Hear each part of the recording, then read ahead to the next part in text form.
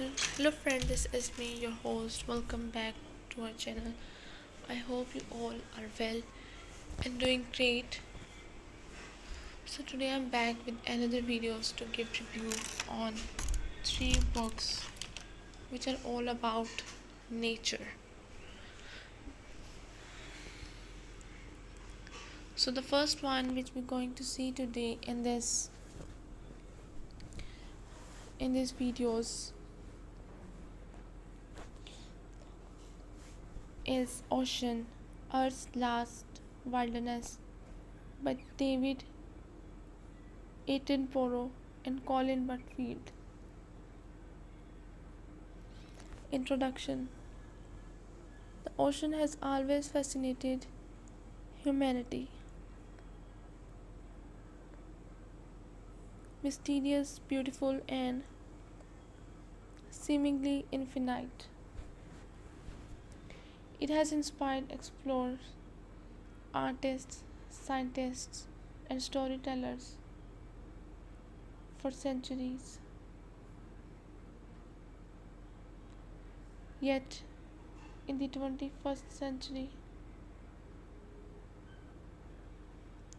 we confront the truth that this immense blue world is under siege. Industrial fishing fleets, plastic waste, carbon emissions, and rising global temperatures have all threatened the ecosystems that underpin life on Earth.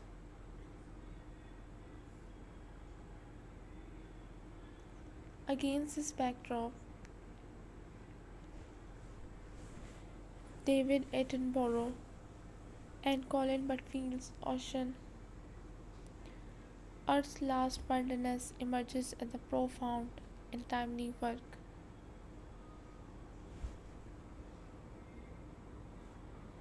This book is not merely a catalogue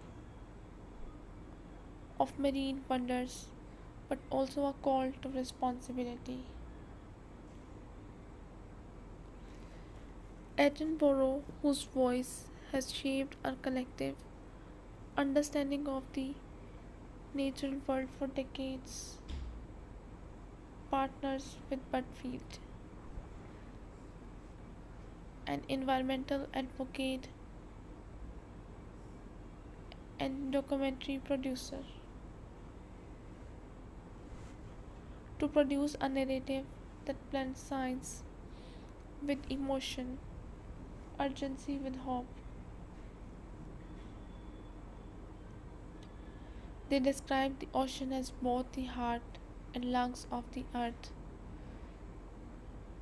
regulating climate, absorbing carbon, and sustaining biodiversity at levels far beyond human imagination. In this review, I will provide a comprehensive exploration of the book, summarizing its content, analyzing its structure, examining its themes, evaluating its style, and reflecting its significance. My aim is to demonstrate why Ocean, Earth's Last Wilderness, deserves recognition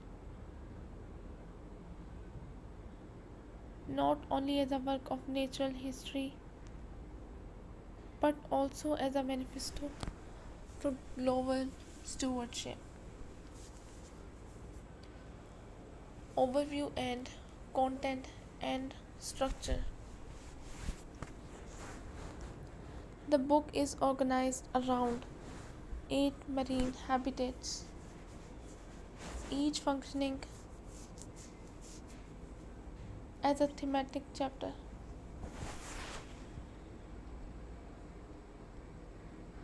These habitats: coral reefs, mangroves, open seas, deep oceans, kelp forests, polar seas,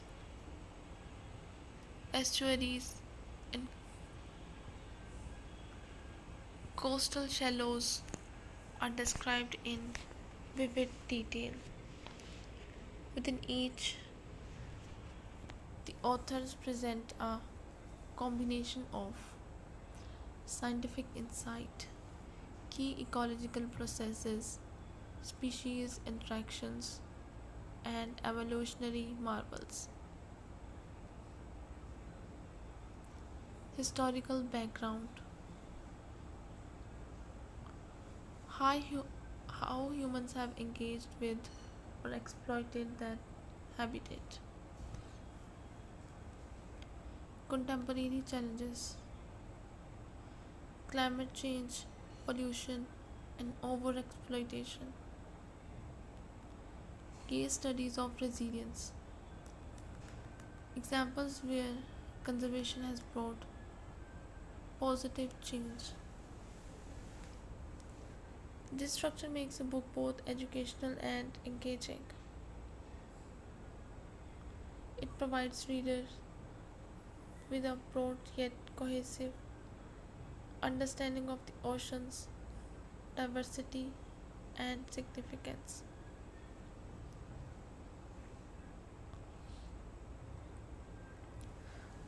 Chapter level analysis: coral reefs, cities of the sea. The opening chapter plunges readers into kaleidoscopic world of coral reefs, habitats often called the rainforest of the sea. Attenborough's prose brings the reef alive as bustling underwater metropolises home to thousands of species that depend on one another. Yet he does not shy away from grim realities. Coral bleaching caused by warming seas has left vast stretches of reef barren and ghostly white. The authors highlight both the tragedy of the Great Barrier Reef's decline and the possibility of revival through marine protected areas. Mangroves and coastal forests, nature's guardians. The book then shifts to mangroves, salt marshes, and seagrass meadows.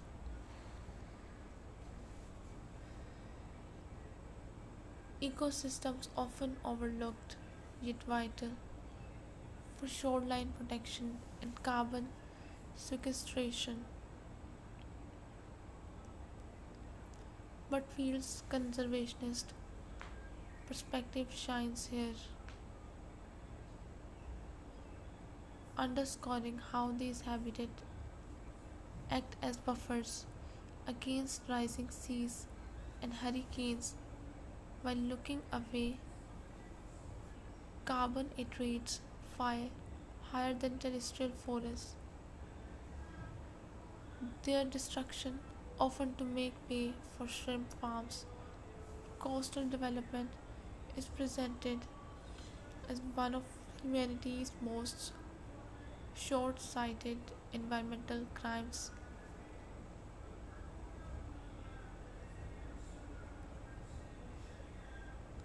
The open ocean, a vast frontier, in stark contrast to the colorful reefs and mangroves. The open ocean is portrayed as a seemingly empty expanse,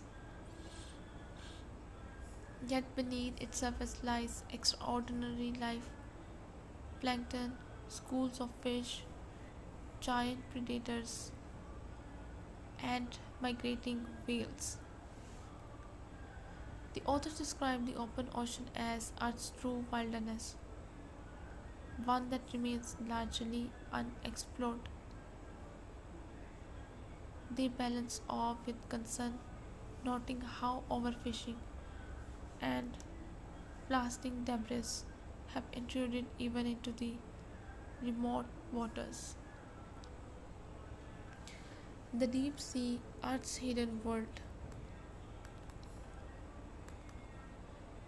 Few sections capture the imagination as much as the chapter on the deep sea. Here, readers encounter bioluminescent creatures, colossal squid, and hydrothermal vents that host life forms thriving without sunlight. Attenborough and Butterfield emphasize how little we know about the ecosystem, yet mining companies are already plotting to exploit them. The juxtaposition of mystery and threat makes this chapter especially haunting. Polar oceans, fragile extremes.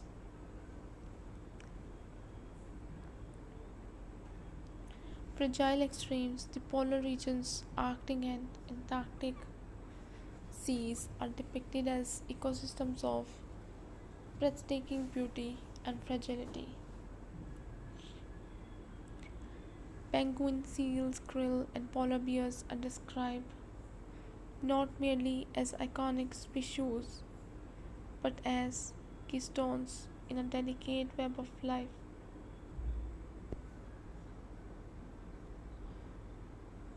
The authors explain how melting ice how threatens global sea levels and disrupts ocean currents with consequences far beyond the poles. Kelp forest and coastal shadows, the underrated the underrated wonders.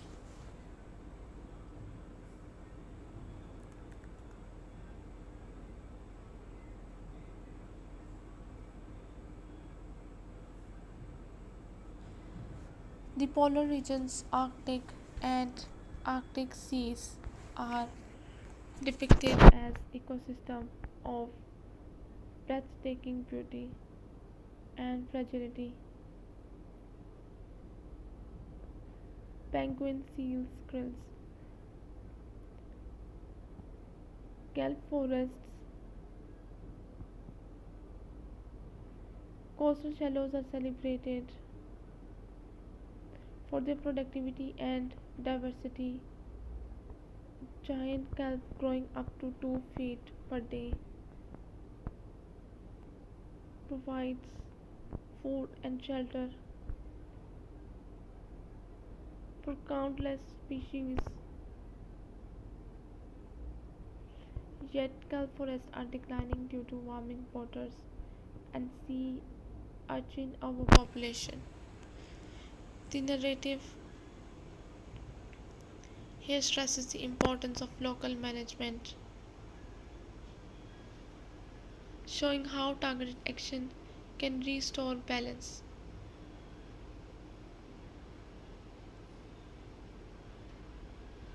Ensuring where worlds meet. Estuaries where rivers meet the sea are presented as nurseries for fish and birds.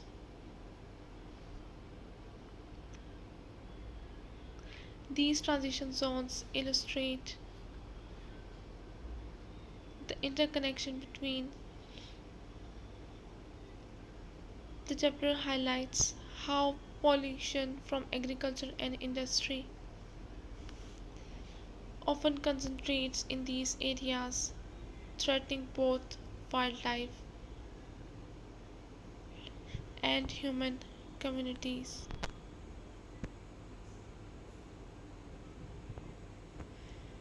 Themes and messages. The oceans as Earth's life support system.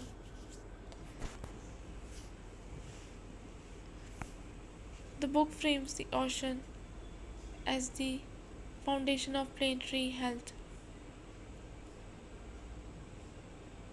Phytoplankton alone absorbs around 40% of human produced carbon dioxide, an extraordinary service.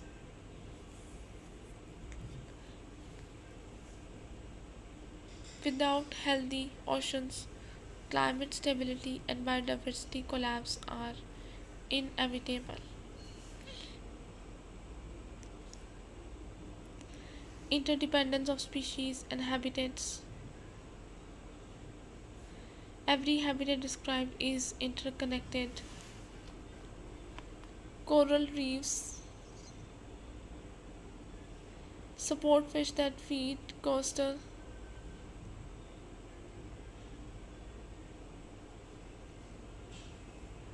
mangroves buffer storms.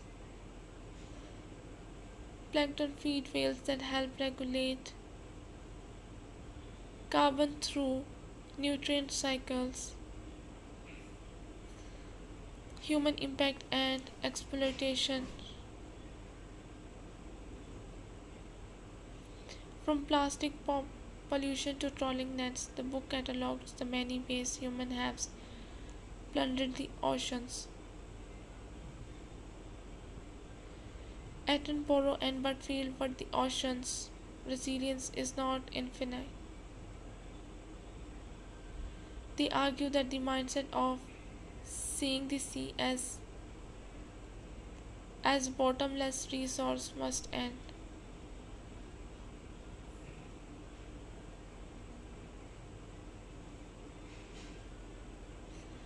Stories of recovery.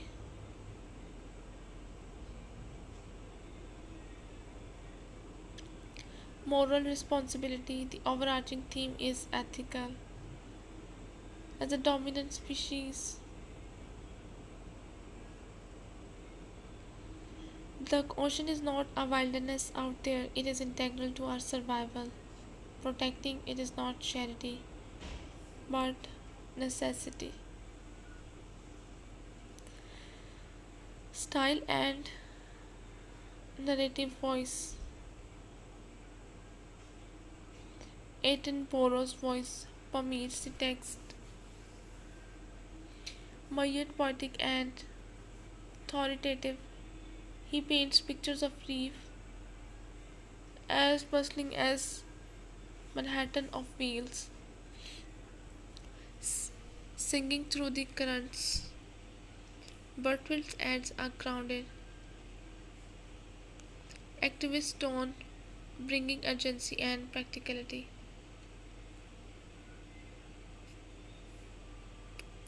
Together they strike a balance between wonder and warning. The prose is accessible to general readers, yet filled with enough scientific content to educational. The inclusion of case studies and personal anecdotes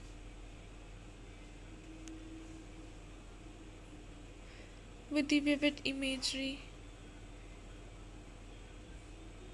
ensures it never feels like a dry textbook.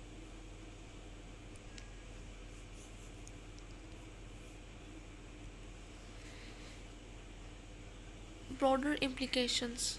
The book's relevance extends far beyond natural history enthusiasts.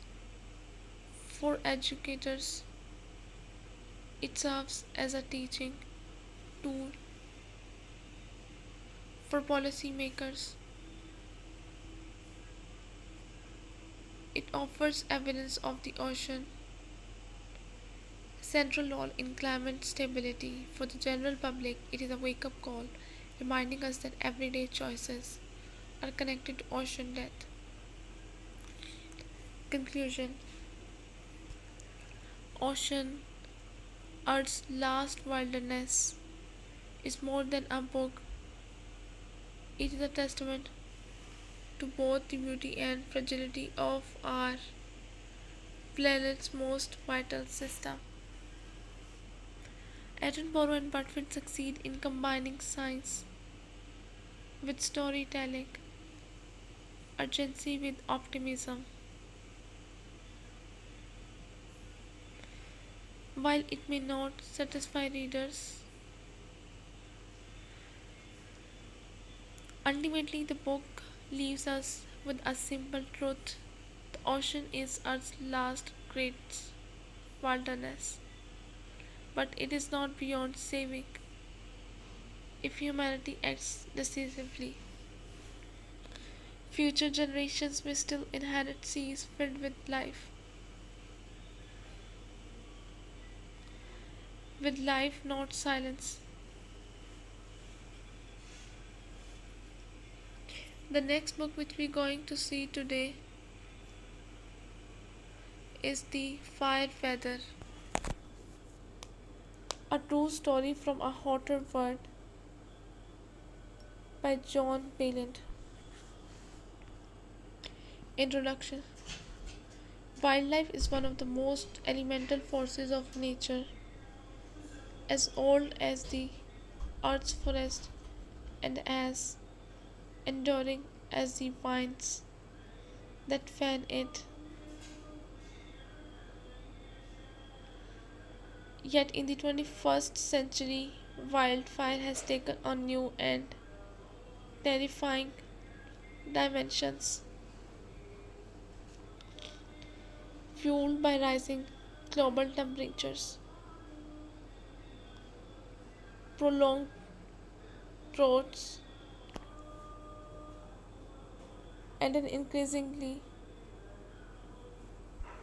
volatile climate. Fires today burn hotter, faster, and more destructively than ever before. From Australia's black summer to California's infernos and Europe's record breaking place, humanity has entered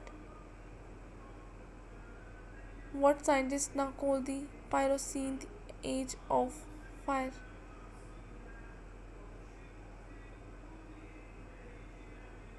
John Williams Fireweather,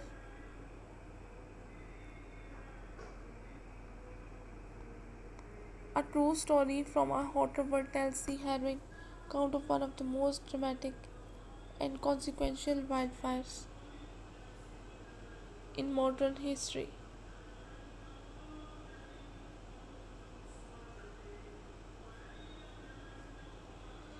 The 2016 Fort McMurray fire in Alberta, Canada. What began as local forest fire quickly escalated into an uncontrollable inferno, forcing nearly 90,000 people to flee and reducing vast neighbors to ashes.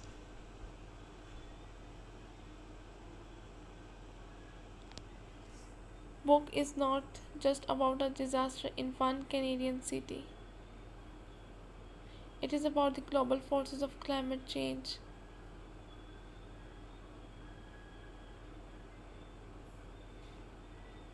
This review will provide a full-length critical analysis of Wayland's book, exploring its structured themes, scientific insights, narrative style, strengths and weaknesses, and broader implications. In doing so, I aim to show why fire weather is not a gripping piece of notification but also an essential text for understanding our present and future relationship with fire. Detailed chapter analysis. The spark and the spread. Valiant begins with the spark that ignited in May 2016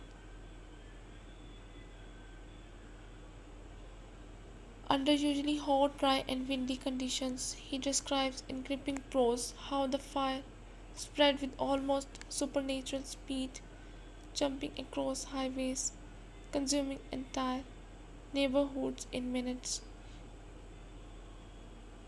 and forcing families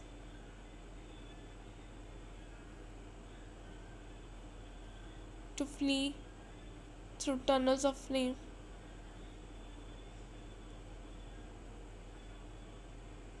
These early chapters read like a thriller full of tension and human drama.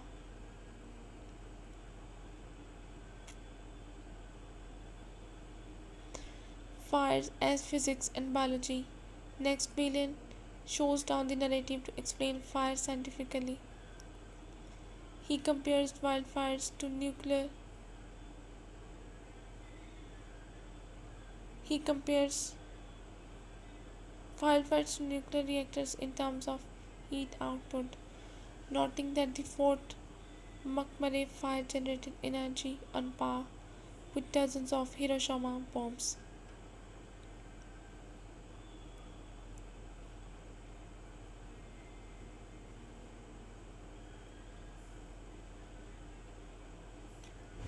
The oil sands paradox. One of the most striking sections of the book is Valen's exploration of Fort McMurray as a petroleum boom town. The oil sands industry provides livelihoods for thousands and fuels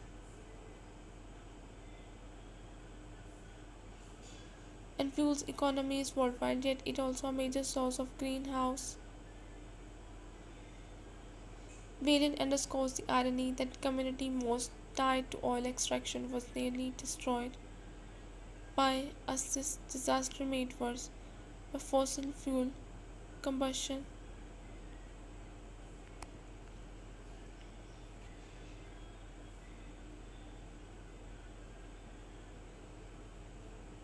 Synopsis and structure. At its heart, Fire Weather is a three-part story. The fire itself valiantly struck. The Fort McMurray plays with the precision of an investigate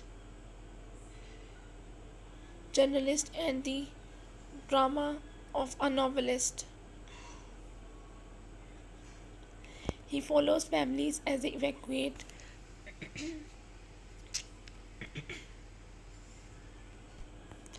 the context of oil, climate, and society.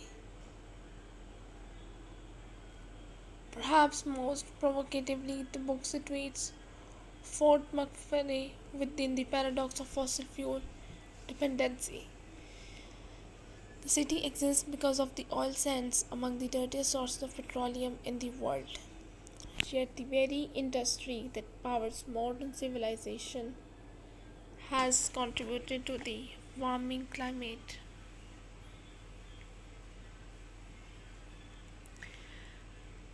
Contributed to the warming climate that made such a fire catastrophic. Evacuation and survival. Through survivor accounts, Valiant captures the panic, confusion, and courage of evacuation. Families abandoning pets, parents shielding children from smoke, traffic jams clogged by fires on both sides. These human stories ground the science in lived experiences.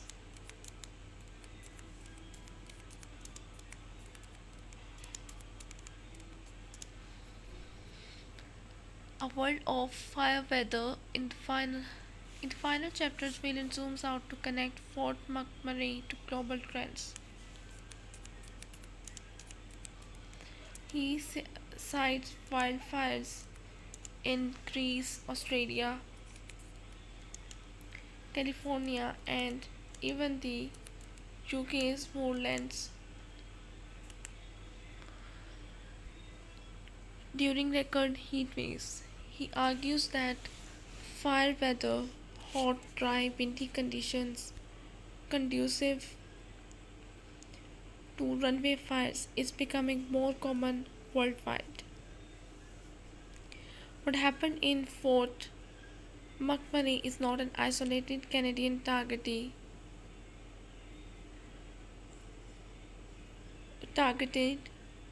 tragedy but a warning for the entire planet.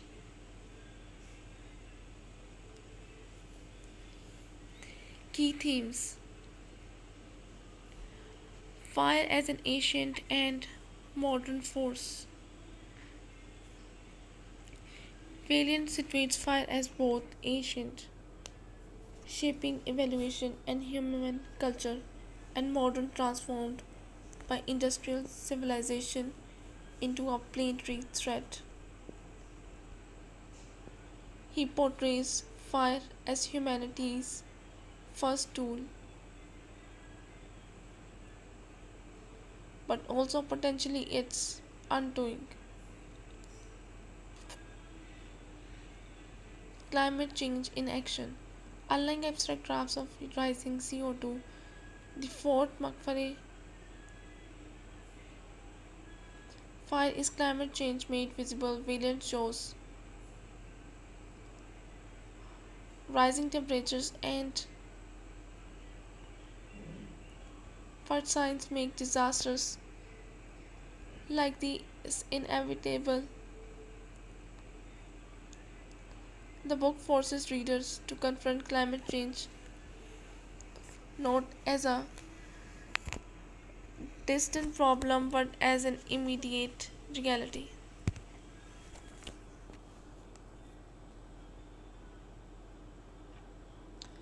Human vulnerability and resilience.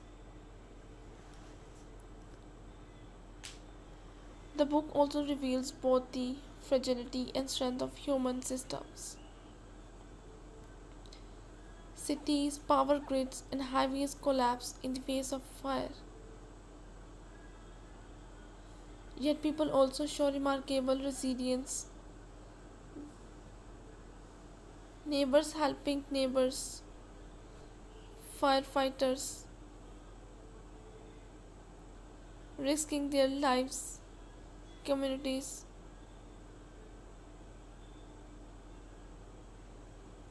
helping neighbors, firefighters risking their lives, rebuilding from ashes. Style and narrative voice. Valiant's prose is vivid, urgent, and often lyrical. He writes the immediacy of journalism but the scope of an epic. His metaphors, comparing fire to nuclear explosions, describing flames as moving like liquid light, make the science accessible without sacrificing accuracy.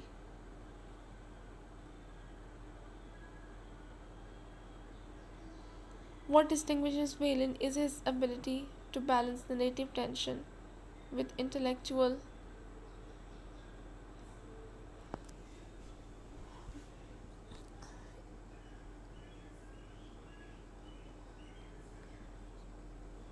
broader implications for readers in Britain and elsewhere. The lessons are sobering.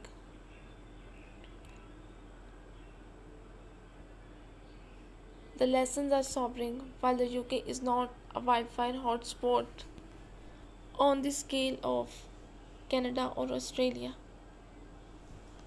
the record breaking 2022 heatwaves saw grass and moorland fires erupt across England. Valiant's warning is global, no society is immune. The book also has implications for policy. Governments must rethink land management, invest in fire lighting capacity, and most importantly, accelerate the transition away from fossil fuels. On an individual level, The book calls for reflection on consumption, patterns, and ecological responsibility.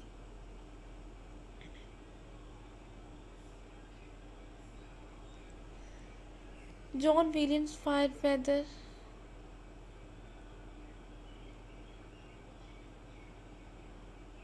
a true story from a author, is a landmark work of non-fiction. It is simultaneously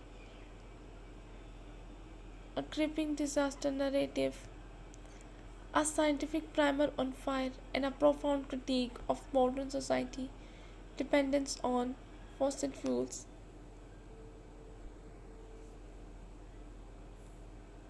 Ultimately, Fireweather is not just about Fort McMurray. It is about all of us living on a hotter planet where the line between natural hazard and human made catastrophe grows ever thinner. It is a book that demands not only to be read but to be acted upon. And the last book which we're going to see today in this video is that Nature's Wonders.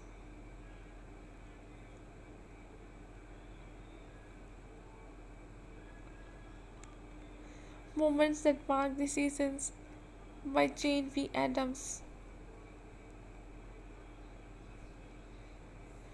Introduction. Nature has long served as a mirror for human existence, its cycles reflecting our rhythms of birth, growth, decay, and renewal.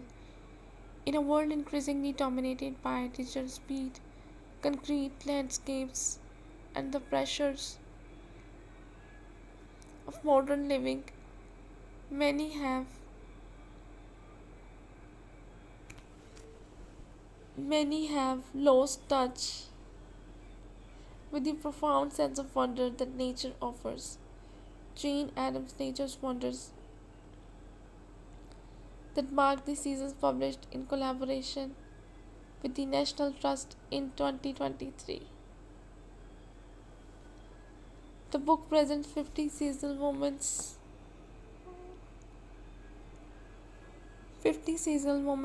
instances of transformation,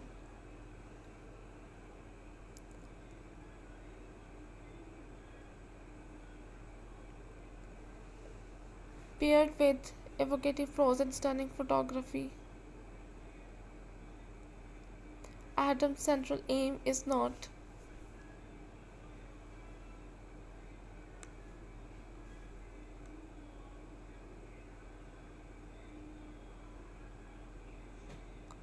simply to catalogue natural phenomena but to invite readers to see differently, to pause and to discover awe in the ordinary.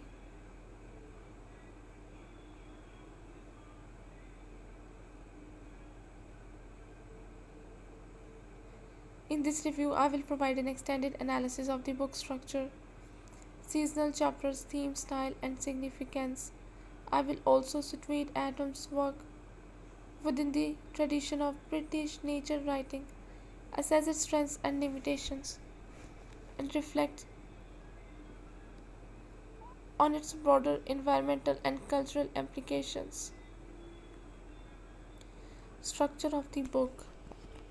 The book is divided into four seasonal sections: spring, summer, autumn, and winter. Each section contains a series of short essays highlighting natural events and cycles that define the time of year.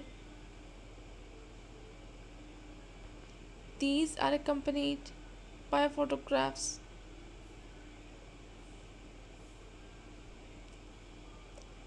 that deepen the sensory experience. Spring focuses on renewal.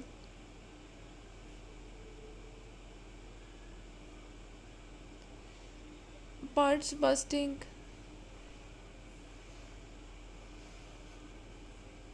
amphibians spawning. Summer emphasizes abundance. Meadows, Meadows in bloom, insect life at its peak, long days of pollination and growth.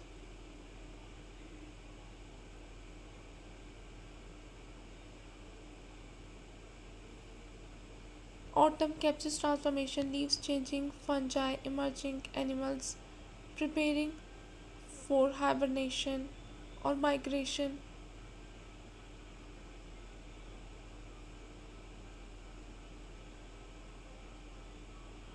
Winter highlights stillness and survival, where branches frost, quiet skies, and the subtle beauty of dormancy. The design allows readers to move chronologically through the book or dip in and out according to season. It almost functions as a calendar of natural wonder, encouraging year round engagement.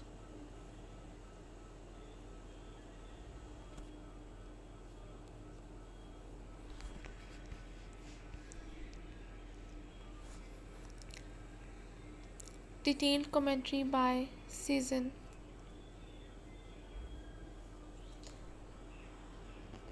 Spring's section is filled with moments of awakening and return. Adams draw attention to the first blossoms of blackthorn and hawthorn, describing how their white flowers glows like snowdrifts caught on branches.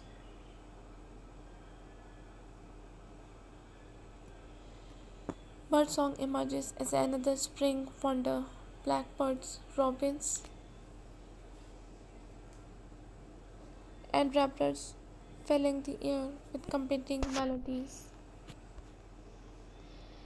Arrival of swallows and swifts migrating thousands of miles.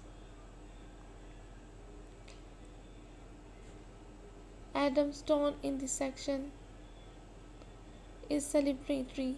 Her prose conveys not only functions. Adam's tone in this is celebratory. Her prose conveys not only factual knowledge but also the emotional lift of spring, that human sense of renewal mirrored in the landscape. Summer,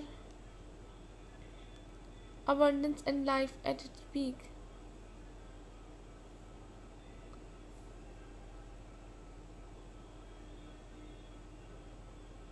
Summer section emphasizes fullness and vitality. Adams writes about wildflower meadows bursting with orchids, buttercups, bees buzz in hedgerows, playing their ancient role as patrons in the continuity of plant life. Butterflies flit through fields, each species tied to particular flowers or habitats.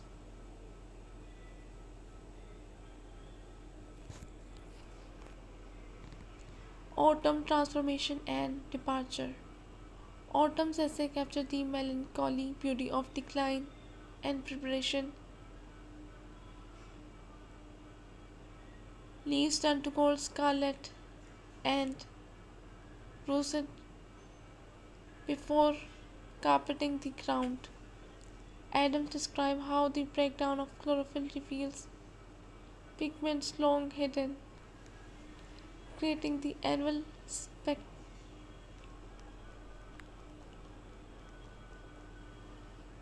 winter stillness and endurance.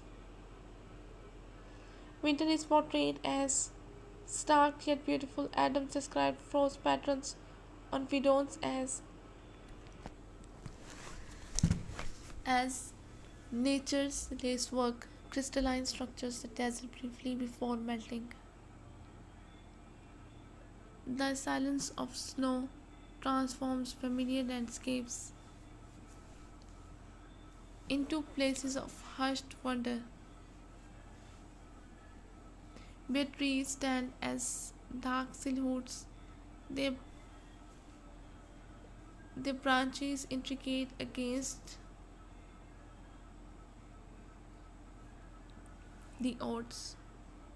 While other sections of the book brim with activity, winter emphasizes patience, resilience, and hidden life. Seeds lie dormant, animals hibernate, and the earth appears still, preparation for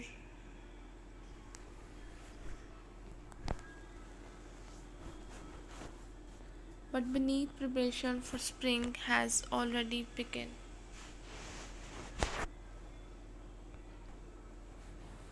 Key themes.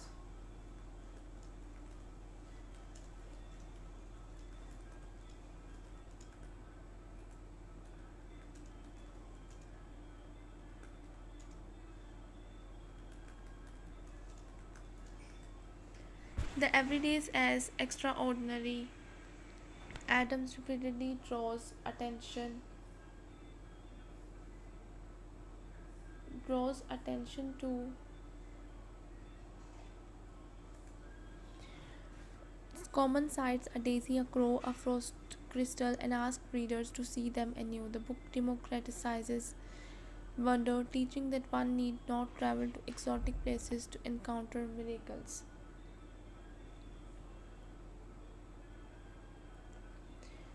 Seasonal time versus mechanical time. A subtle but important theme is the contrast between nature's cycles and human schedules. In a world governed by clocks, deadlines, and efficiency,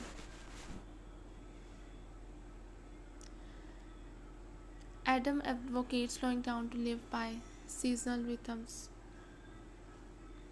Interconnectedness, migration, pollination, and fungal networks all highlight how deeply connected species and systems are. The book suggests that understanding those connections fosters humility and ecological responsibility. Fragility and conservation. Though not heavy handed, the text acknowledges threats: climate change, pesticides, habitat loss. Many wonders are under strain. Adams reminds readers that appreciation must lead to protection. Style and prose. Adams' prose is poetic but clear. She avoids jargon, instead opting for imagery that appeals to the sense. For example, the first blackthorn blossoms breaks winter's spell, scattering snowflakes along the hedgerows. Dragonflies shimmer like fragments of stained glass caught in sunlight.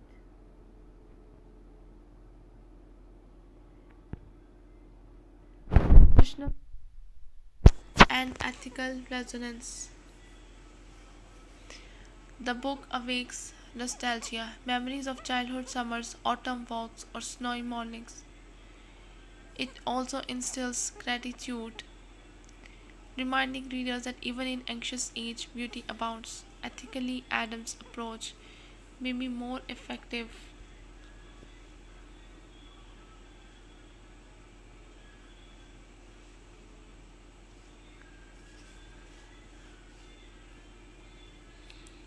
by teaching people to care. She lays the groundwork for stewardship. The unspoken argument is clear: we protect what we love.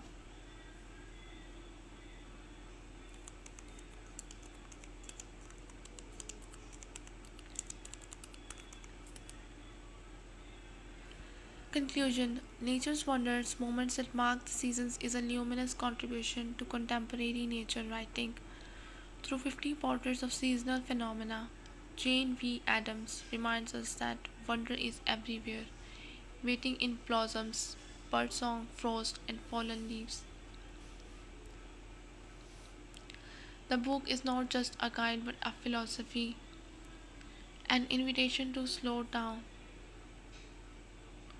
pay attention, and re enter the cycles that have always shaped human life. Its combination of lyrical prose, rich photography, and quiet environmental flair to read and a subtle call to action. In an age of ecological fragility and cultural distraction, Adams offers something rare and needed, a book that reconnects, reshines, and restores. So this is all we have from this book, from these three of the book. I hope you guys like the books. If you did, don't forget to press the like button. And if you wanted to buy any of these best-selling books, you can visit our Amazon page, which link is given below, and buy it from there. I'll be back with another videos with another books. Till then, just take care and goodbye.